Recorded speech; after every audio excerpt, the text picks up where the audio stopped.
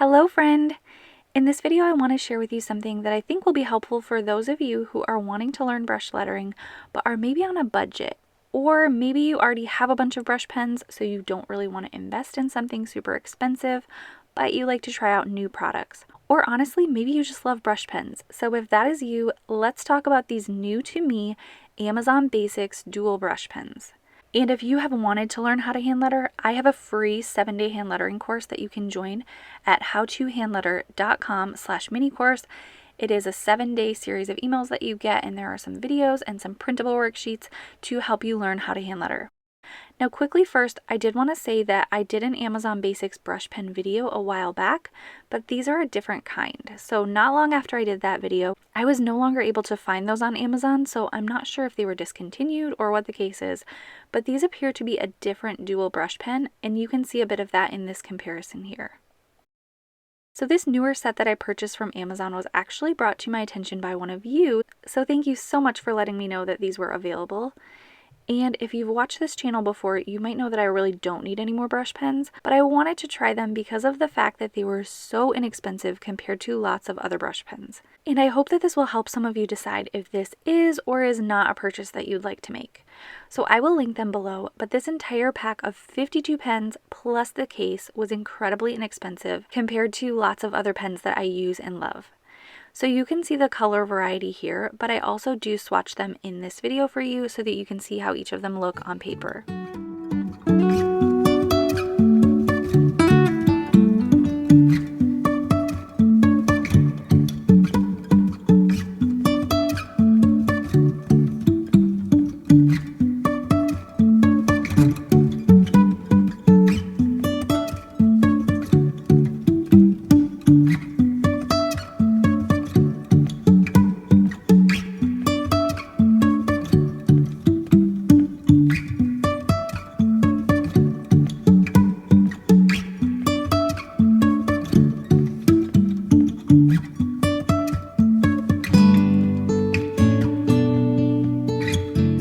One of the things that I wanted to cover in this video is the question that I know many of you are wondering.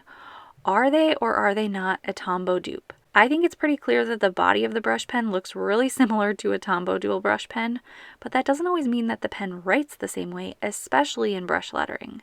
Even a little change with a brush tip can make a pen feel really different. So while the brush tips may look similar, there are some differences that feel pretty noticeable when hand lettering. Mainly what I notice is that the brush tip of the Amazon Basics brush pen appears to be skinnier than the Tombow, especially when you look at the base of the brush tip, like the part that is closest to the pen body. You can also see that the shape of the Tombow kind of widens a bit at the base, where the Amazon Basics is more of a straight line from the base to the end of the brush tip. So I know that's so subtle when you're just looking at it, but for me it writes quite a bit differently, so it is kind of important to note and understand. However, it's not necessarily a bad thing, at least not for me anyway.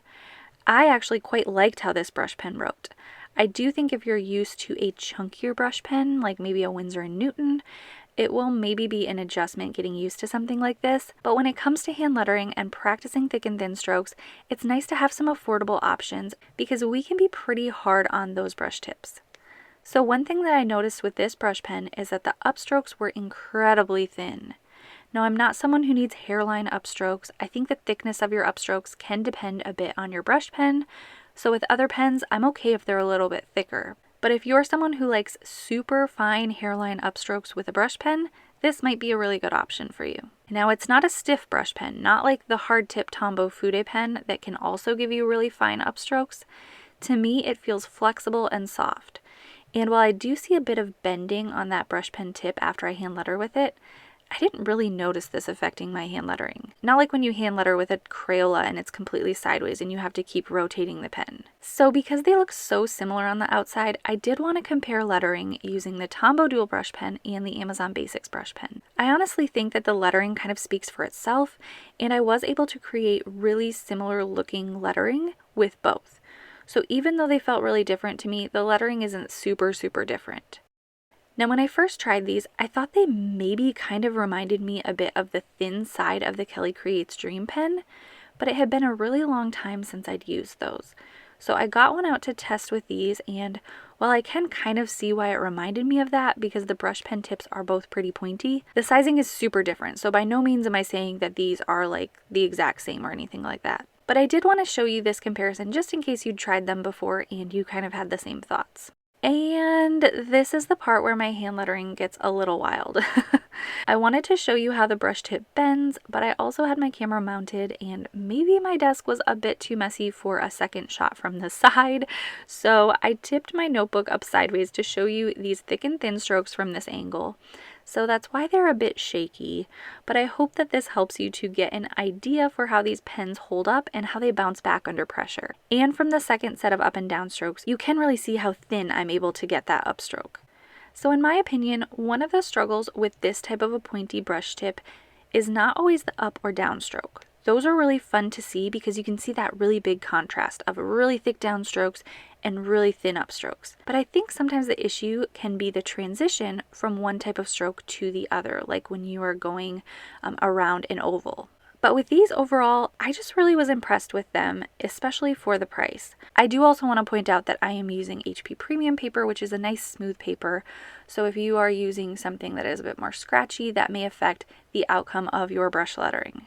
I know that not everyone is looking for a super affordable option, but lots of people are. So if that's you and you're wondering if this is worth it, to me, I felt like they were. For the price of this 52 pack, I could have gotten maybe 20 or 30 of some other nice types of brush pens, and even less if we're talking about some really specialty brush pens. But I got 52, and I think the colors look really great on paper, and it came with a holder, which I actually really like. Now, it doesn't feel super high quality or anything, and I don't have the other one that Tombow has, kind of a similar looking one for their big full pack, and I don't have that one to compare it to. But it is really functional, and I like how it looks on my desk and how I can kind of see all of the colors at a glance. So yes, my overall recommendation is if you're looking to practice brush lettering and looking for an affordable brush pen, I do think this is a good option.